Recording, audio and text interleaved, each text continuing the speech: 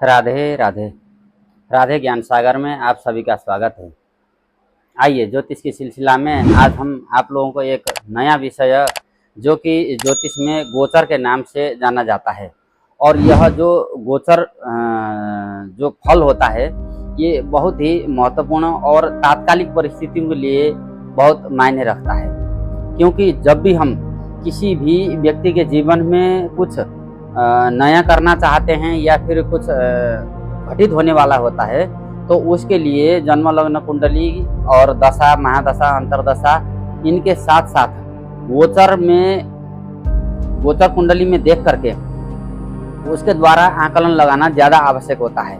क्योंकि जितने भी तात्कालिक विषय हैं उनके लिए गोचर बहुत महत्वपूर्ण होता है, और गोचर की दृष्टि से ग्रहों का बलाबल और उनकी शुभाशुभ स्थितियों के आधार पर ही तात्कालिक विषयों का जो है फलादेश हर एक व्यक्ति को करना चाहिए।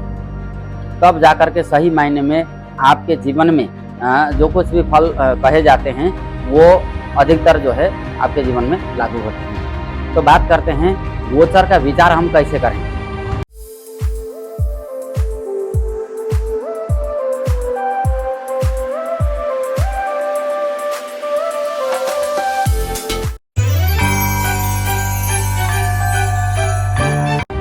तो सबसे पहले अब यदि गोचर कुंडली में, जैसे गोचर कुंडली दो तरह के होते हैं, एक तो लग्न वाला और दूसरा चंद्रमा वाला। अधिकतर प्रायोरिटी हम लोग जो है चंद्र कुंडली के आधार पर, चंद्र गोचर के आधार पर दिया जाता है। लेकिन अब यदि सूर्य यदि गोचर बस चंद्र लग्न में भ्रमण कर रहा होगा तो उस स्थिति में केवल तीसरे, छठे, 10वें और 11वें भाव में ही श्रेष्ठ फल देने वाला होता है।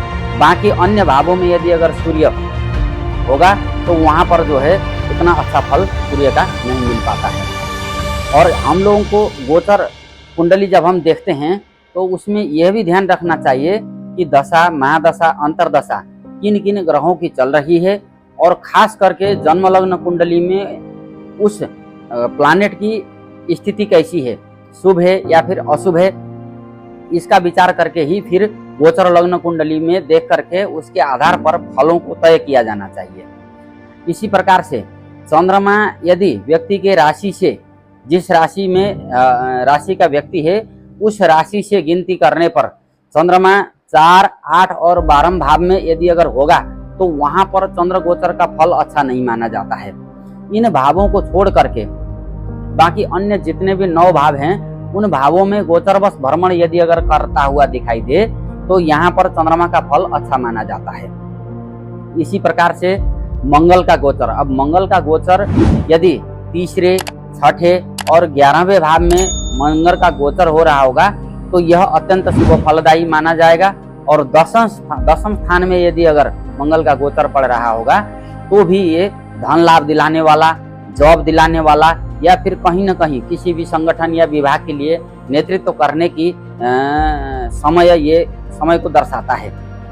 तो 10वें भाव में मंगल का गोचर भी अच्छा माना गया है। क्योंकि काल पुरुष की कुंडली में यदि अगर देखा जाए तो 10वें भाव में मंगल उच्च के माने जाते हैं, और 10वीं राशि में मंगल उच्च के होते हैं शनि के घर में, मकर राशि में।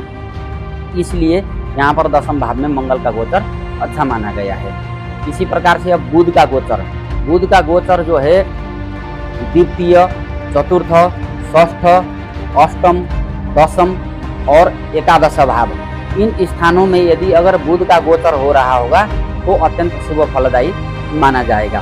क्योंकि छठे भाव में बुध जो है उच्च के माने जाते हैं काल पुरुष कुंडली में, इसलिए छठे भाव में भी मंगल का गोचर अच्छा माना गया है। और अष्टम भाव में भी जो है मंगल के गोचर को शुभ फलदायी माना गया है ज्योतिष शास्त्रों के द्वारा। इसी प्रकार से गुरु ग्रह, अब गुरु ग्रह जो होते हैं वो लग्न कुंडली में तो गुरु जिस भाव में बैठते हैं उस भाव की हानि करते हैं, और जिस भाव को देखते हैं उस भाव की वृद्धि करते हैं या उसके फलों को बढ़ा देते हैं। लेकिन गोचर कुंडली में गुरु यदि द्वितीय, पंचम, नवम, एकादश, इन 4 भावों में गुरु यदि अगर गोचर कर रहे हैं तो वहां पर बहुत अच्छे फल देते हैं। अन्यथा बाकी जितने भी 8 भाव हैं उन भावों पर गुरु का गोचर हो रहा होगा तो वहां पर अशुभ फलदायी गुरु माने गए हैं। तो इस हिसाब से लग्न में, सप्तम में, है ना, और एकादश भाव में भी गुरु का गोचर अच्छा नहीं माना गया है शास्त्रों के हिसाब से। इसी प्रकार से अब बारी आती है शुक्र का गोचर। तो शुक्र का गोचर प्रथम भाव, द्वितीय भाव, तृतीय भाव, चतुर्थ भाव, पंचम भाव, प्रथम भाव से लेकर के पंचम भाव तक लगातार, और उसके अलावा अष्टम, नवम और एकादश भाव में शुभ फलदायी होता है, और द्वादश भाव में मध्यम फलदायी माना गया है शुक्र का गोचर। बाकी अन्य भावों में शुक्र ग्रह का गोचर अशुभ फलदायी होता है। जब भी आप लोग अपनी कुंडली देखें, गोचर कुंडली, तो वहां पर आप लोग देखना कि आपके ये जो मैंने उपरोक्त जितने भी ग्रह बताए हैं, इनका किन किन भावों में स्थिति बन रही है, उसी आधार पर आप आसानी से तय कर पाएंगे कि आपके लिए इस समय कौन सा ग्रह शुभ फलदायी है और कौन सा ग्रह अशुभ फलदायी है। हालांकि मैंने पहले ही कहा कि जन्मलग्न कुंडली में उस ग्रह की स्थिति की शुभ अशुभ जो भी स्थिति रही होगी, उसी के आधार पर फिर आप जो है गोचर का मूल्यांकन कीजिएगा। इसी प्रकार से अब बात करते हैं शनि।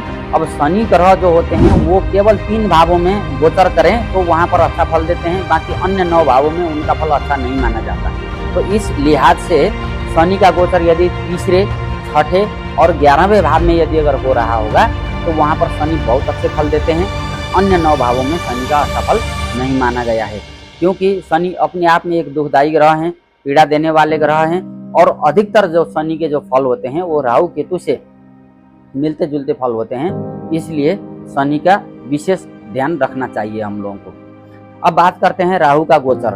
अब गोचर में राहु जो होता है ना, जैसे राहु को कलयुग का महाराज भी कहा गया है, तो राहु की शुभ अशुभ स्थिति पर निर्भर करती है कि व्यक्ति कितना सक्सेस जाएगा, कितना संघर्ष होगा, कितना उसके चरित्र में दाग लगने की संभावना होगी, कितने धोखा हो सकते हैं धोखे, या फिर कितना जो है उसका आर्थिक नुकसान हो सकता है।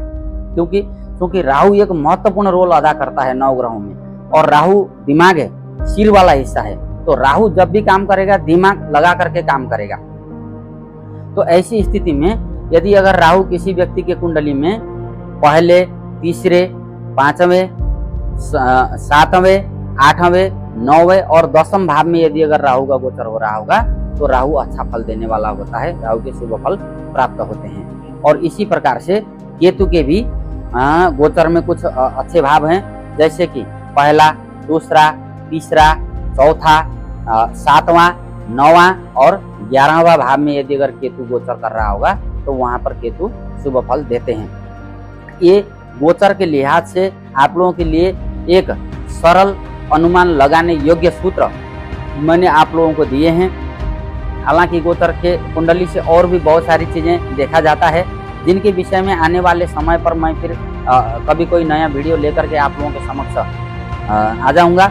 लेकिन तब तक के लिए आप लोग देख करके अपने अपने गोचर कुंडली में यह आसानी से अनुमान लगा लेंगे इसके बाद कि आपका वर्तमान समय कैसा चल रहा है, या फिर जन्मकालिक समय का जो यदि अगर कोई संधि काल में उत्पन्न हुआ है तो उस वक्त का भी गोचर कुंडली अवश्य निकाल करके देख लेना चाहिए, क्योंकि फल उसी के आधार पर तय होंगे। यदि अगर गोचर में अगले भाव में या फिर पिछले भाव में ग्रहों का बन रहा होगा लग्न कुंडली से विपरीत, तो फलादेश जो है गोचर कुंडली के सामने रख करके ही किया जाना चाहिए। वीडियो अच्छा लगे तो आप लोग जो है अपने सलाह, सुझाव और प्रतिक्रियाओं का सिलसिला जारी रखिएगा।